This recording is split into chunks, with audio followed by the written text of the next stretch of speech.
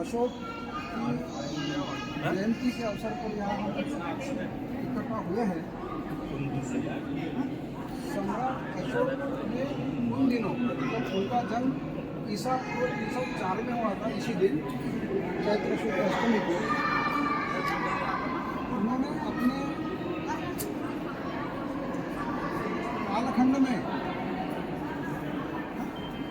आज सर एक करता येईल का थोडंसं डिस्टर्ब करते आम्ही इथे बसून कोणता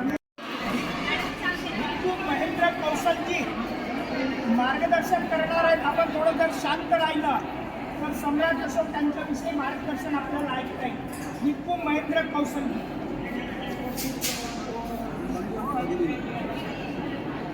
मी आता सांगितलं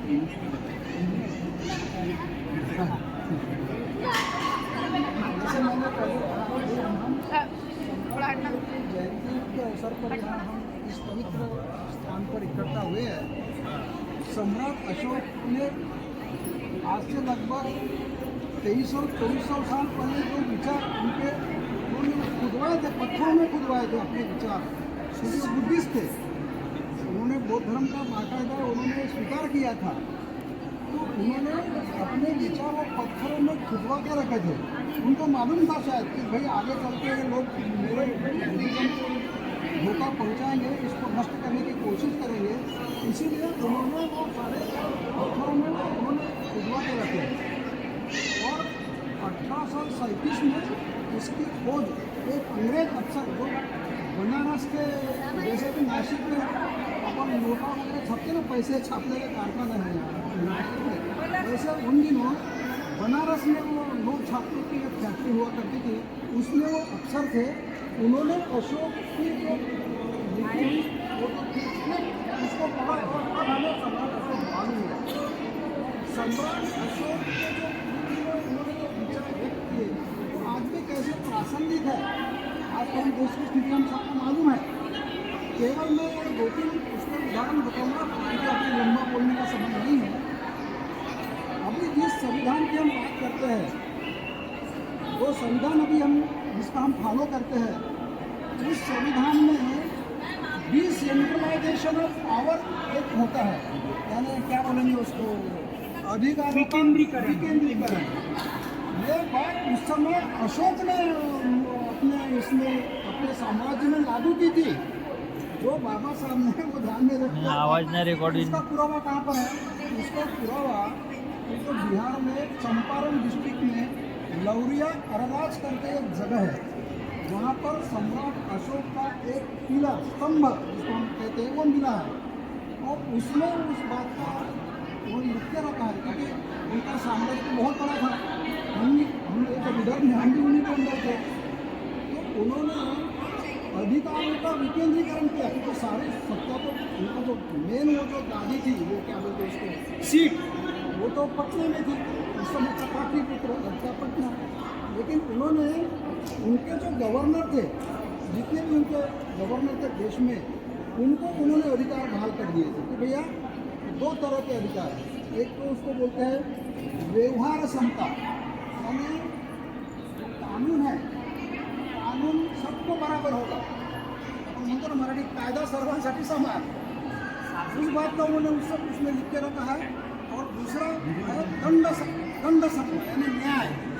अब हम कहते हैं ना न्याय वगैरह, तो सबको कायदा सबके लिए बराबर और सबको समान न्याय। और वो गवर्नर को उन्होंने पावर बहाल किया, यानी ये जो डिसेंट्रलाइजेशन की बात है वो सम्राट अशोक ने उस समय की थी। अभी हमारे संविधान का जो हम जिसको बोलते हैं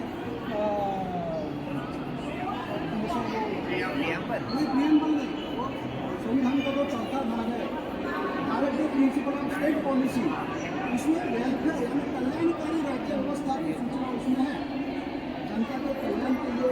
तो ऐसे काफ़ी उन्होंने किए थे, लेकिन सबसे बड़ी चीज़ जो सम्राट अशोक ने उन्हें बताई है,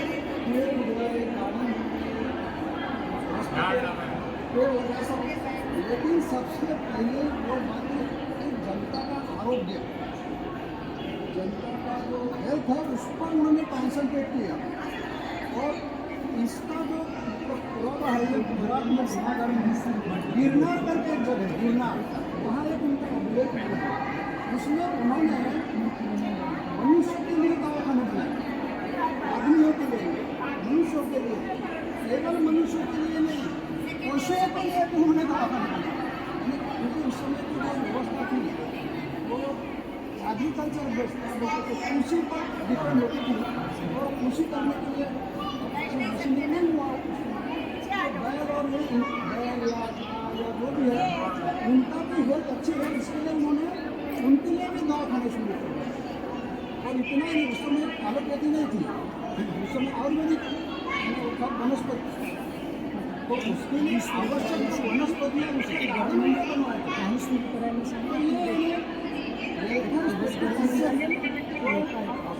समय अपने अमल में लाए थे और अभी हम फॉलो कर रहे हैं क्योंकि हमारे पास। और एक थोड़ी इंटरेस्टिंग बात और बता दूँ आपको, उसी में है ये जो मैंने जो संविधान का जो चौथा हिस्सा है तो स्टेट पॉलिसी का, उसमें है कि भाई ये जंगल वगैरह अपन जो काटते आजकल शहरों में भी देखते हैं ना, रास्ते बनवाने के नाम पे पेड़ों की कटाई वटाई। सम्राट अशोक ने उस समय ये संवर्धन का काम किया, उन्होंने मनाही कर दी कि भाई किसी भी बिना इसके पेड़ों की कटाई नहीं होगी। वो जो जलचर पानी है या और भी अन्य उनको भी नहीं मारा जाएगा। तो इसका उल्लेख जो मैंने अभी कहा था बिहार में चंपारण डिस्ट्रिक्ट में एक दूसरी जगह है लौरिया नंदनगढ़, उसमें अभिलेख है स्तंभ 5 का, उसमें ये सब चीजें हैं। और एक बात आखिरी बोलता हूँ काफ़ी है लेकिन ये भाषण देने की कोई प्रेरणा नहीं। एक बात उन्होंने महिलाओं के लिए भी कही थी, महिलाओं के लिए उत्तराखंड में, अब जो उत्तराखंड है वहाँ कालसी करके जगह वहाँ उनका इंस्टीट्यूट मिला, तो महिलाओं की अंदर संख्या उनमें काफ़ी थी क्योंकि बुद्ध के महाराज लोगों के बारे में वो सारी में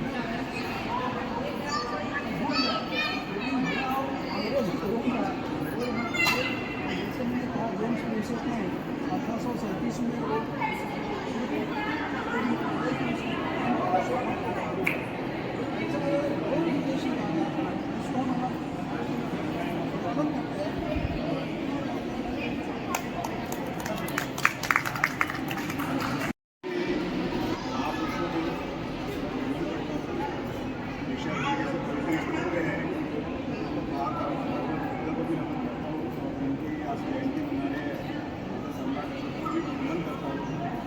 मुझे जितनी जानकारी है सम्राट अशोक के बारे में वो मुझे मंदिर समर्पण करना है।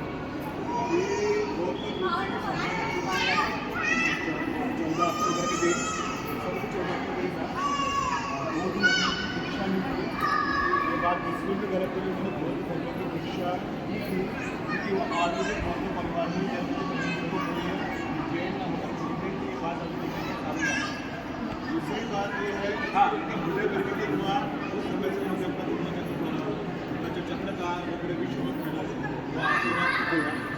दूसरी बात ये कहूँगा कि